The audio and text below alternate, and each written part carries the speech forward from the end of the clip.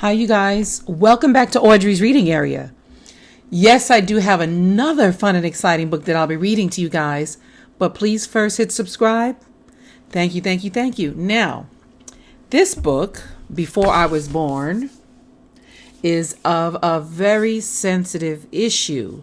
So I'm going to read the back of the book. Parents, you should watch this first to make sure you want your children to hear what's in this book. Okay, so it is of a very sensitive issue. Some parents don't want their children to hear things like this. Now, this book on the back, it says, Before I Was Born is the second book in the God's Design for Sex series, written to be read with children ages 5 to 8, with age-appropriate, straightforward text and informative illustrations.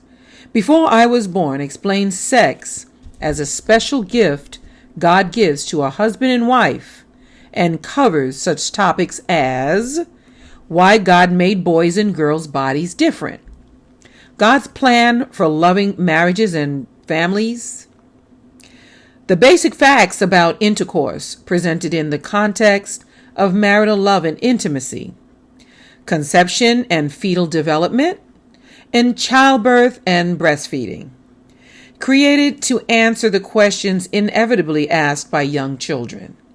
Before I Was Born will help you give your child a vital head start in understanding God's intended purpose for procreation and sex. Now let's begin. Understand, it is very sensitive. So, you might want to watch this before you let your children listen to me read it. This is an educational book. Fun and exciting, but definitely educational. Long, long ago, before there was a world or moon or sun or stars or anything else, there was God. God knew all about you even then. What color is your hair? Your eyes? Are they blue or green or brown? Are you quiet and shy or full of giggly giggles, silly giggles? Before the world was made, God planned all of this. He even knew your name. But before you could be born, God made the sky and the ground and the rivers and oceans. He made huge animals and tiny bugs and wind and rain. He made grass and flowers and trees. When God looked at everything he had made, he said, "It is all good."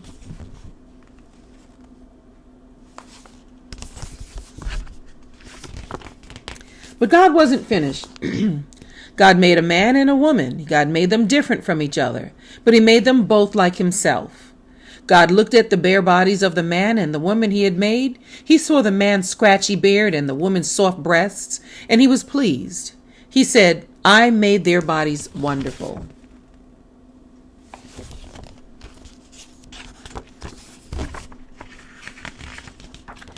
Because God made men and women different from each other, their bodies are different from the moment they are born. One of the first things parents say when a baby is born is, "It's a girl," or "It's a boy." They are happy and proud no matter which one it is. They knew that a baby girl will grow to be a woman like their mother, and they know a baby boy will grow to be a man like his father.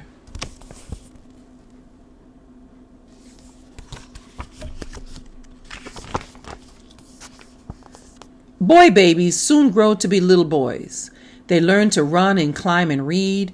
Their bodies are bigger than when they were babies, but they are still boy bodies. A boy has a penis and a scrotum between his legs. The scrotum is a soft bag that holds two round hard organs called testicles. His penis is long and pointed. He can stand up while he passes urine from his penis. Sometimes his penis gets hard and stiff for a few minutes, but most of the time it stays soft and close to his body. God made these parts of a boy different from a girl so that someday when he is a man, he and his wife can make a baby.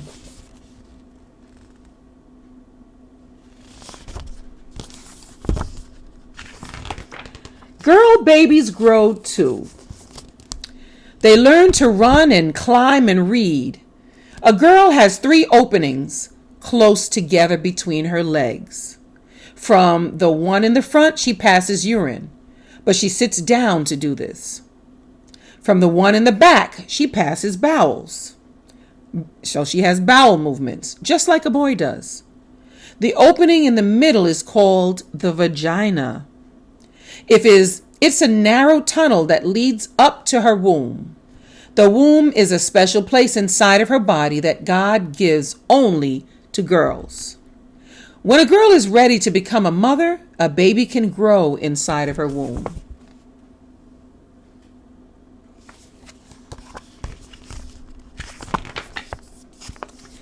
Little boys do not stay little boys. A boy gets bigger and bigger. He begins to look more like a man. His shoulders grow wide and muscular. His voice gets deep, and his whole body gets more hairy. He grows hair under his arms and above his penis, and maybe on his chest. He may even grow a beard. A boy's penis gets larger too, and his body produces a fluid called semen. Millions of tiny sperm swim around in the semen. His testicles make the sperm. The sperm are too small to see, but someday he can use these to help make a baby.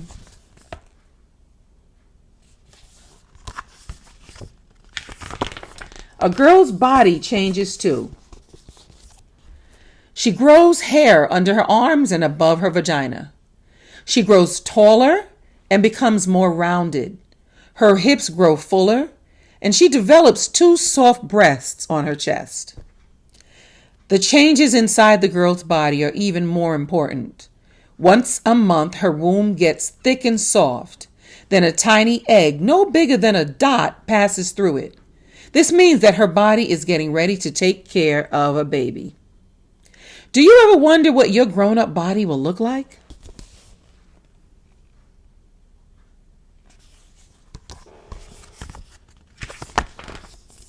God planned for men and women to love each other. That's why he made one man and one woman in the beginning. When a man and a woman love each other for some time, they think about getting married. Being married is God's way of giving a person one certain friend all the time. But men and women need to choose carefully whom they will marry. Once they are married, God wants them to stay together as long as they both live.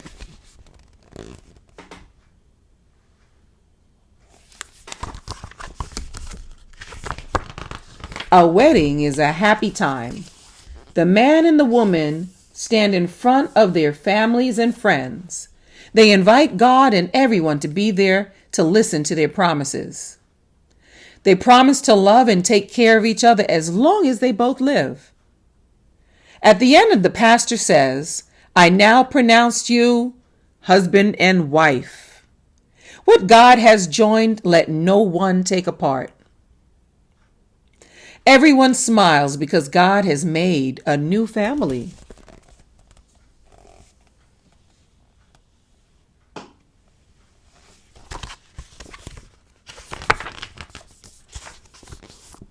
Friends bring gifts to a wedding. God has a special gift for new husbands and wives too. It is called sex. God's rule says that only people who are married to each other should have sex. It is God's way of making families strong. Because the man and the woman are married, their bodies belong to each other. They enjoy holding each other close. When a husband and a wife lie close together, he can fit his penis into her vagina. His semen flows inside of her, and their bodies feel good all over. Husbands and wives want to be alone during sex so that they can think only of each other. This is the way babies are made. A husband can't make a baby by himself. A wife can't make a baby by herself. But God made their bodies so that they fit perfectly together, and together they can make a baby or babies.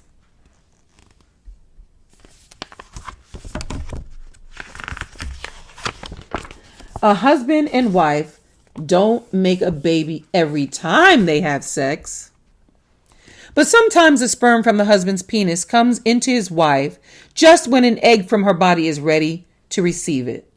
Then the sperm joins the egg and they become one new cell, no bigger than a small dot. Can you find the dot in the picture? Did you know that you were once as tiny as this little dot? Can you find the dot? Yes, that little dot right there.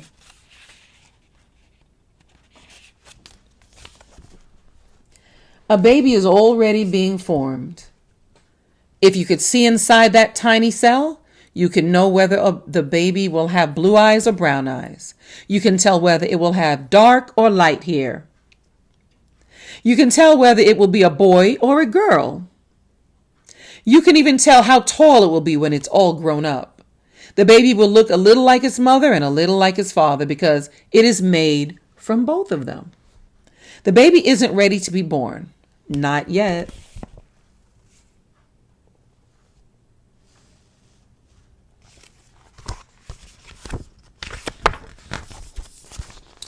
The womb is a wonderful place inside a mother's body.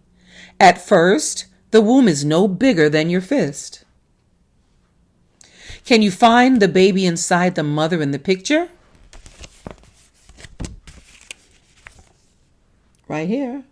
Baby's inside the womb, below the stomach.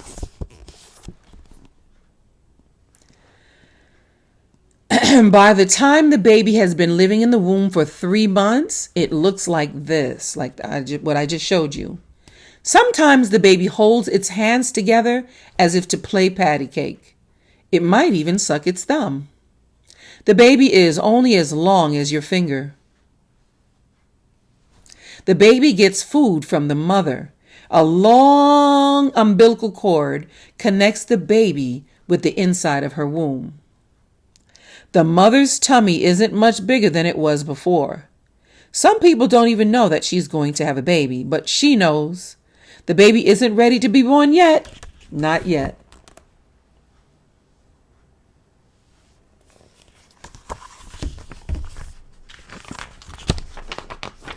As the baby grows, the womb stretches until it is as big as a watermelon. I can vouch for that. Mine was. By the time a baby has been living in the womb for 6 months, it looks like this.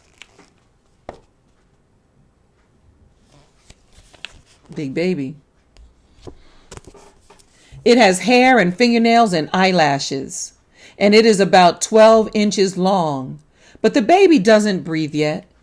It gets all the air and food it needs through the blood in the umbilical cord. Sometimes the baby kicks and stretches. The mother smiles when she feels this. She knows her baby is getting stronger. Because the mother's tummy is getting bigger, everyone knows that she is going to have a baby. They say she's pregnant. The baby isn't ready to be born yet. Not yet. Let me show you this picture again of the baby.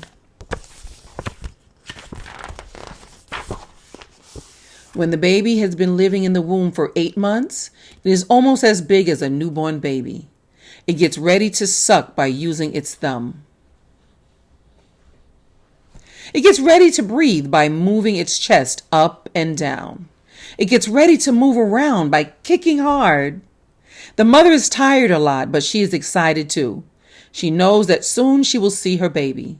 The father stays close to home. If he has to go away, he takes a cell phone so the mother can call him. He knows the baby will be born soon and he doesn't want to miss it. The baby isn't ready to be born yet. Nope, not yet.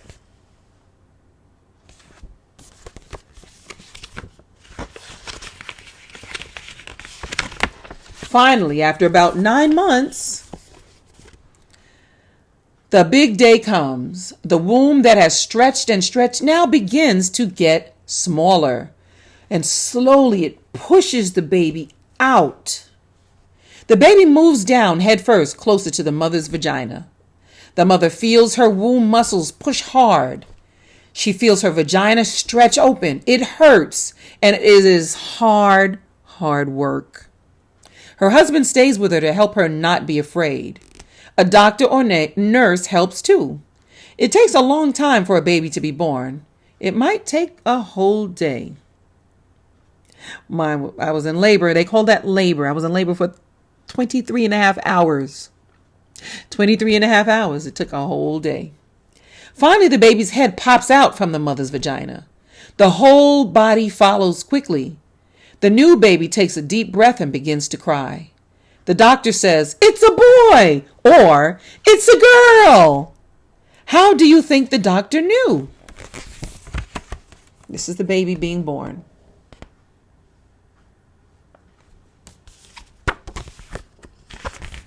How do you think the doctor knew? Talk to your mom about that. Ask your mom how they knew if it was a boy or a girl. The doctor cuts the baby's cord. It doesn't hurt. The baby won't need the cord anymore. Later, he will have a belly button to show where the cord fastened him to his mother. The mother holds the baby. Soon he stops crying and sucks happily at her breast. God made the womb a wonderful place for the baby to grow before he's born, or she. God also made the woman's breast just right for giving the baby milk after he's born. The mother and father laugh and hug each other. The mother forgets the pain and strokes the baby's hair. The father puts a finger into the baby's tiny hand. It is one of the happiest moments of their life. They thank God for their baby.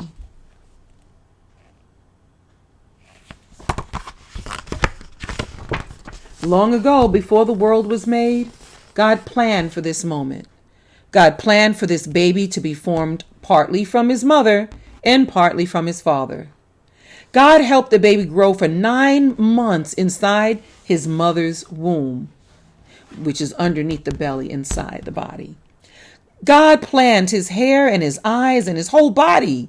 God even knew his name. And God planned that he be born, that he live and breathe. God planned you too, and he has given you a wonderful body. Have you ever thanked him for it? The end. The end. Wow. Wasn't that a very informative, educational book? Taught you guys a lot. I hope you guys enjoyed it. Please be a lot more mature when you hear this book, because it is teaching you a little bit about life. This is real life.